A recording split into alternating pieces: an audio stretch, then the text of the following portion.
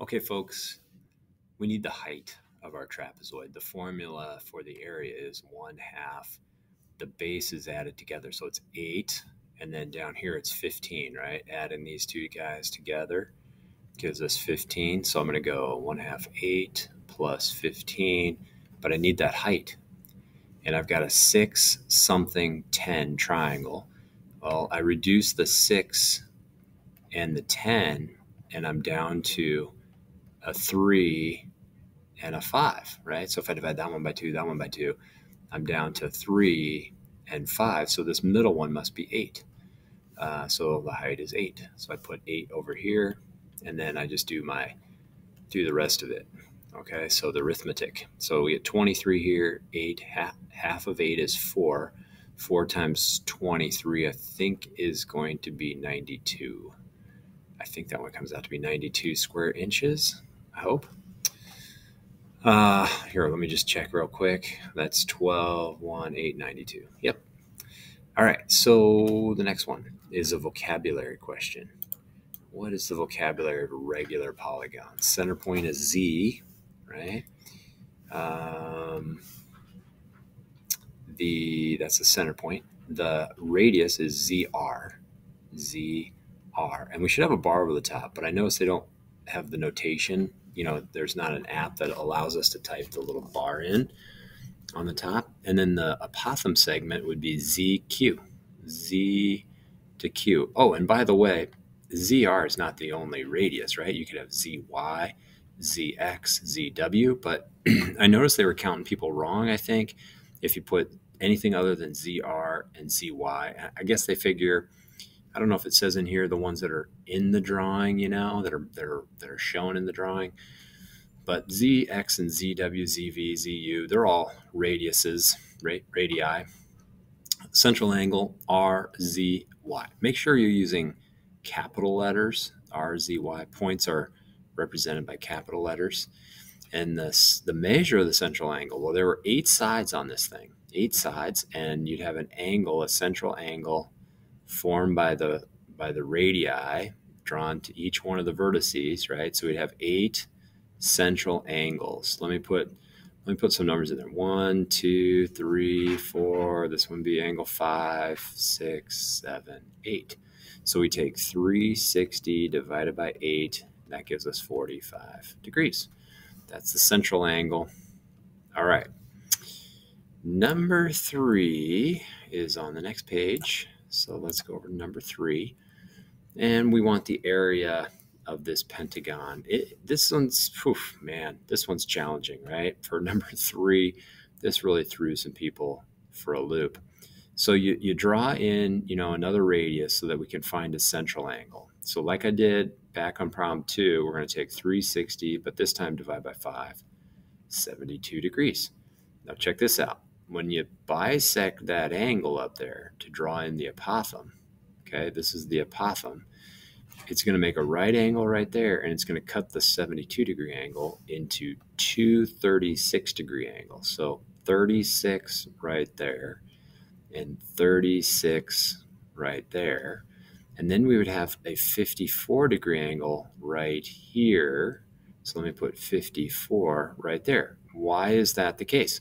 Well, the sum of the interior angles have to add up to 180 degrees, and I've got 90 right at that right angle plus 36 plus 54. That gives us 180. So these two angles have to be complementary. 36 plus what would get you to 90? Well, 54. That's another way to figure it out.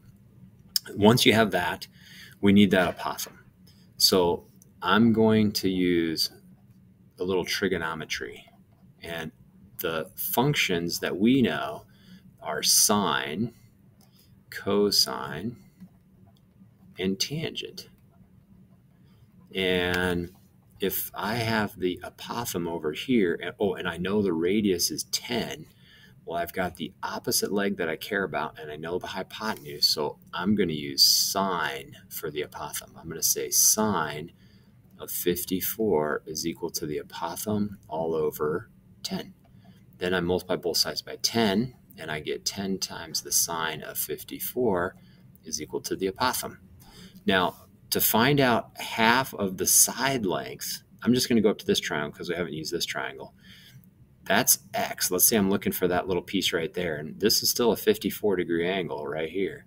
But now I'm going to use cosine, the adjacent leg over the hypotenuse. This is the hypotenuse over here. So adjacent over hypotenuse, adjacent over hypotenuse. So cosine 54 is equal to X over 10. Then I multiply both sides by 10. I get 10 times the cosine of 54 is equal to X. But the whole side length is 2x's. So I'm going to have to double this. And then I've got 5 sides total, right? So it's like the perimeter is equal to 5 2x's. So I'm going to go on to Desmos, and I'm going to do some of that arithmetic for you. All right, so let me open up a Desmos, and we'll try some of it together. So let's see here. I'm going to do, right in here, I'm going to do the 10 cosine 54. Okay, so 10 cosine 54, and make sure you change to degree mode, right? So I just did 10 cosine 54. That is my X value. So I could come right in here and say X equals or something like that, but it thinks X is like a on the X-axis. It wants to graph stuff. So, I'm just going to leave that alone for now. That is half of my side length. My apothem is 10 sine 54. So 10 sine 54. Okay, there's my apothem. Now I can put an A right here. A equals for apothem. Don't put the A after because it'll think something else is going on. It'll give you an error right there. So A equals, okay.